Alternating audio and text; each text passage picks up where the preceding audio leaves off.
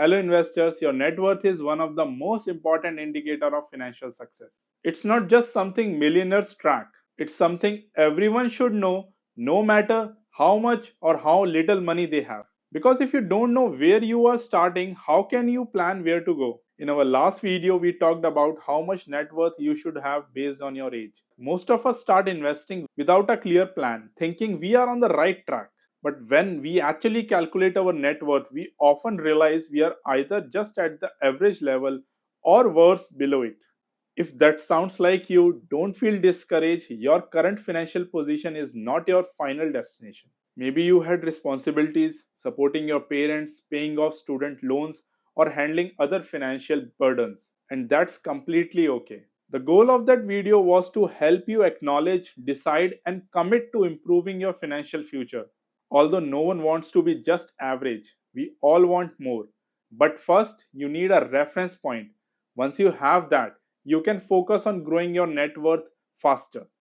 Think of it this way: if you feel unwell, the first step isn't taking medicine, it's recognizing something is wrong and deciding to see a doctor, right? Personal finance works the same way. Before you start investing, you need to be honest about where you stand and committed to where you want to go. Without that decision, no strategy will work. And that's exactly what this video is about. We will discuss a 5 steps framework that you can use to boost your net worth and accelerate your journey to financial freedom. So let's start. When it comes to increasing your net worth, the basic formula is simple: increase your assets and decrease your liabilities. But let's be real, it's not as simple as it sounds. Building wealth requires commitment, planning, and discipline. That's why we need to break it down into clear steps so you can implement them effectively. To make this easier to understand, let's take an example. Imagine a 37-year-old individual who is the sole earner in his household. He has a monthly salary of 30,000 dirhams, and as of the end of 2024, his net worth stands at 470,000 dirhams. He is classified as an under accumulator of wealth, meaning his net worth is less than half where it ideally should be at this stage of life. The main reason may be responsibilities have kept him saving aggressively, but the good news is he has no liabilities. Now let's break down how this person decided to turn things around and secure his financial future. The first step to building wealth is understanding how much you are actually saving. Your income should not only cover current expenses but also allow for savings that create assets to meet future financial goals. Earlier, he was saving randomly without structured approach. Now, he categorized his income and expenses strategically. First, he listed his income sources. His primary source was his salary for 30,000 dirhams. Then he classified his expenses into three categories: mandatory expenses. These are non negotiable and must be paid, such as loan EMIs, credit card payments, household salaries, retirement fund contribution, and taxes. Essential expenses. These cover day to day living costs, including rent, groceries, medical expenses, transportation, utilities, internet, and education for children. Discretionary expenses. These are lifestyle and entertainment expenses such as dining out, travel, shopping, and hobbies. Once the income and expenses are identified and listed, it will be easy to assess where the problem lies. If the savings are seen to be inadequate, the income cannot be expanded beyond certain limit, then the focus should be on managing the expenses to increase savings. Like that, discretionary expenses and living expenses to some extent areas household can focus on cutting back and postponing till the income expands to accommodate them without compromising the required savings. After listing all his expenses, he found that his total spending was 15,000 dirhams, leaving him with 15,000 in saving. Now let's calculate his savings ratio. 15,000 divided by 30,000 multiplied by 100, 50% savings ratio. This means he has the capacity to invest significantly.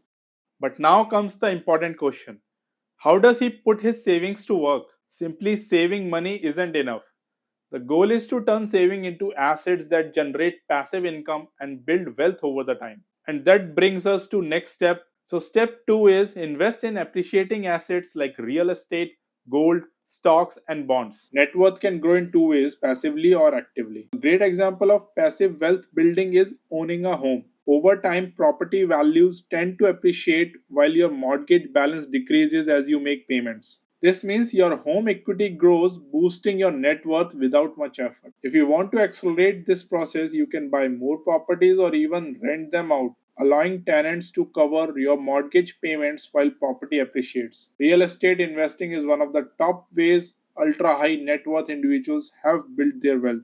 But if you don't have enough for a down payment, no worries, you can start small with crowd-funded real estate apps. In the UAE, platforms like Stake, Smart Crowd, or Pripco allow you to invest in real estate with as little as 500 dirhams. These investments generate rental income and appreciate over time, but they require at least 3 to 5 year horizon. Once you accumulate enough capital, you can eventually buy a property outright.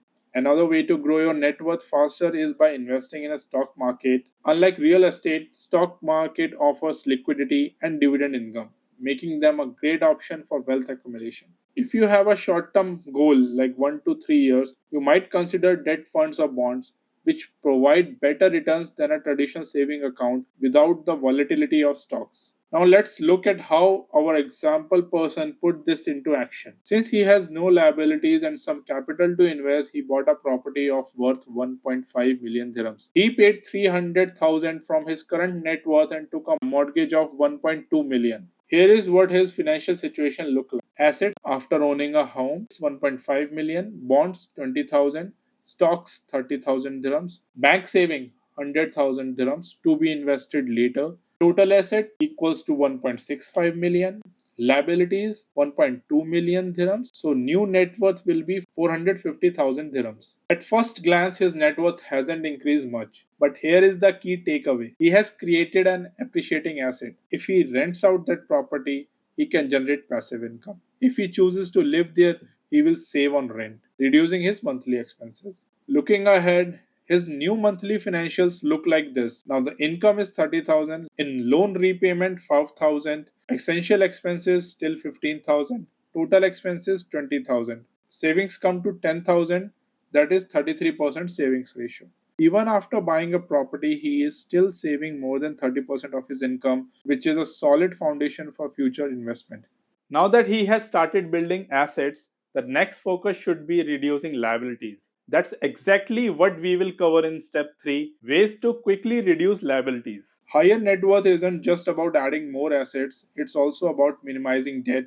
The sooner you reduce unnecessary liabilities, the faster your net worth will grow. One of the quickest way to reduce liability is to renegotiate and consolidate debt. If you have multiple loans, consider combining them into a single loan with a low interest rate. The goal is to pay off high interest debt as quickly as possible, especially credit card debt, which can eat away your savings due to high interest rates. A great strategy to eliminate credit card debt is using balance transfer credit card. Many banks offer 0% interest for 12 to 18 months on balance transfer. Moving your debt to one of these cards stops interest from accumulating, making it much easier to pay off the principal amount faster. Selling unused items is another effective way to generate extra cash and pay off loans. If you have things lying around that you no longer use, convert them into money instead of letting them collect dust. That said, not all debt is bad. Some debts, when managed correctly, can actually increase your net worth. For example, a mortgage loan for a rental property is a good debt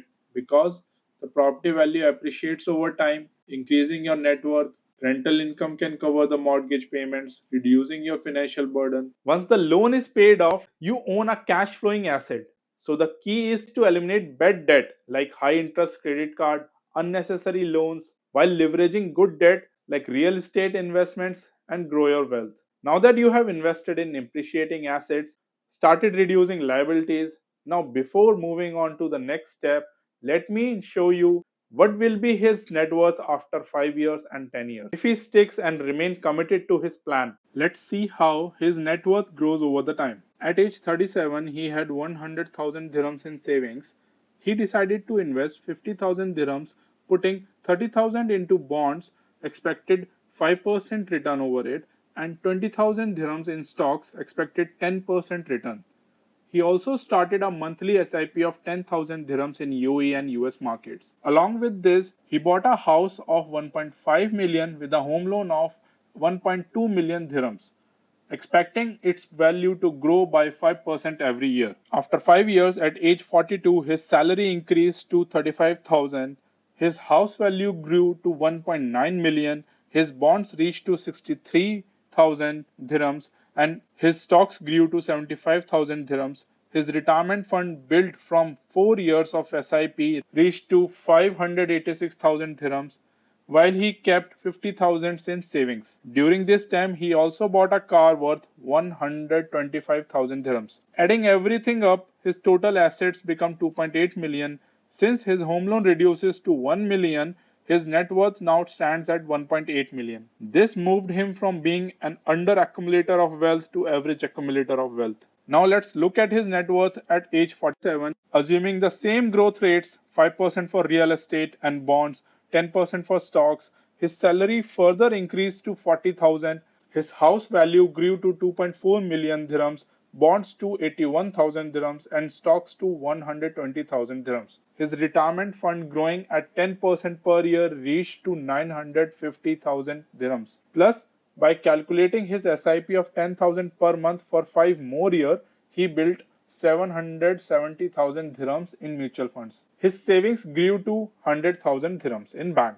And even though his car lost value, it was still worth of 100,000 dirhams. At this point, his total assets reached 4.5 million dirhams, while his home loan reduced further to 800,000 dirhams, leaving him with a net worth of 3.7 million dirhams. Now he has more than he originally planned and is moving towards prodigious accumulator of wealth. The key lesson here is his wealth grew because he invested consistently without increasing the amount he invested, even when his salary increased. But if he had increased his SIP by just 10% each year, he would have reached the financial independence even much faster. This proves that building wealth is possible if you have plan, stay disciplined, and start early.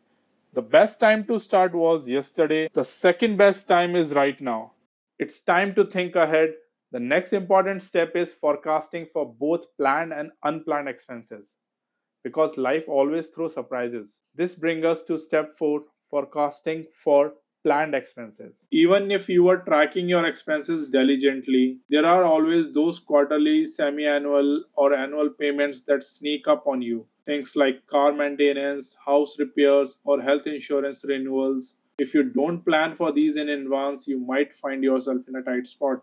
For example, many people end up with their major expenses like rent payment and insurance premium piling up in the same month. When that happens, they often don't have enough left for essentials or mandatory expenses, forcing them to borrow money. This problem becomes even worse if their salary gets delayed by a few days. This is where cash management becomes crucial. You need to ensure there is always enough money available to cover different type of expenses without disrupting your financial stability. If you recall the budget sheet from our example household, you will notice that this person has allocated a category for random expenses every month. This money is accumulated in a high yield savings account, providing both liquidity and interest. Additionally, since his rent payment is semi annual, he should not rely on his monthly salary to cover it when the time comes. Instead, he should proactively set aside a portion of his income or invest it in a fixed return asset that will be available when the rent is due. This type of cash management is essential for preventing financial stress. Keep in mind, this is not an emergency fund. Emergency funds are meant for unexpected income disruption, while this fund is specifically to handle predictable large expense and avoid your cash flow mismatches. Now, step 5, planning for contingency or unplanned expenses. So far, you are on the right track. You know your income, you know and understand your expenses. You started investing in appreciating asset. You have a plan to reduce your liabilities, and you have accounted for planned expenses for the year. But life is unpredictable. Unexpected event can arise at any time, impacting your net worth and financial stability. That's why having a contingency plan is crucial. A sudden change like job loss, a major medical expense, or unfortunate incident can disrupt everything. For example, if a family relies on the income of both earning members, what happens if one of them is no longer able to contribute financially? Without proper protection, the family could face serious financial difficulties. This is where life insurance plays a key role in securing your loved one's future. Similarly, healthcare costs can become major financial burden. Having medical insurance ensure that a medical emergency doesn't wipe out your savings. But beyond these, modern earning sources also require modern contingency plans, something we will discuss in detail in future videos. While you don't need to prepare every single possibility for a lifetime, but it's wise to have at least health insurance of family members and term insurance of earning members checked and covered. Friends, everything we discuss budgeting, investing, reducing liabilities only work if you are generating savings. The more you save, the faster your financial progress. That's why here is the bonus step. Increase your income and saving rate. Once you have followed the 5 steps, next move is to increase your income and in turn increase your savings rate. These are the following ways which can help you. First, invest in yourself. Learn high value skills and command a higher salary. Second, start a side hustle or work as a freelancer. In today's digital world, there are countless opportunities to monetize your skills, whether through freelancing, online courses, or any project of your passion. Third is when you receive a lump sum amount, whether from bonus or inheritance or side hustle, don't rush to spend it. Instead, direct it towards savings and investments. Invest with a purpose. Fourth, always invest based on your goals. If you have short term goals under 1 year, keep funds in liquid assets for easy access. If you have medium term goal like from 1 year to 5 year, invest in hybrid funds with a higher fixed return component. And if you have a long term goals, 7 plus years, go for equity based funds for a higher growth potential. Fifth and last, liquidity matters. Having a strong net worth is great, but if your assets aren't easily accessible, you may struggle during emergencies. That's why maintaining a healthy liquidity ratio is essential. I have seen people heavily invested in real estate, but at the time of emergency, they cannot liquidate it. Just like analysts analyze the companies using financial ratio, you can also use personal finance ratios to evaluate your financial health. We will discuss these ratios in detail later, but meanwhile, you can connect with us if you want your financial health report card. Remember, a positive net worth is always better than a negative one, and a higher net worth is always better than a lower one. If your net worth is low, use the strategies in this video to boost it faster. If your net worth is high, keep building momentum so you can enjoy financial freedom in the years ahead. If today's discussion sparked your interest in investing, I have linked some great beginner friendly investment books below. Check them out. Before you go, do me a favor, hit the like button and subscribe button. Share it with your family and friends. Thank you. Happy investing.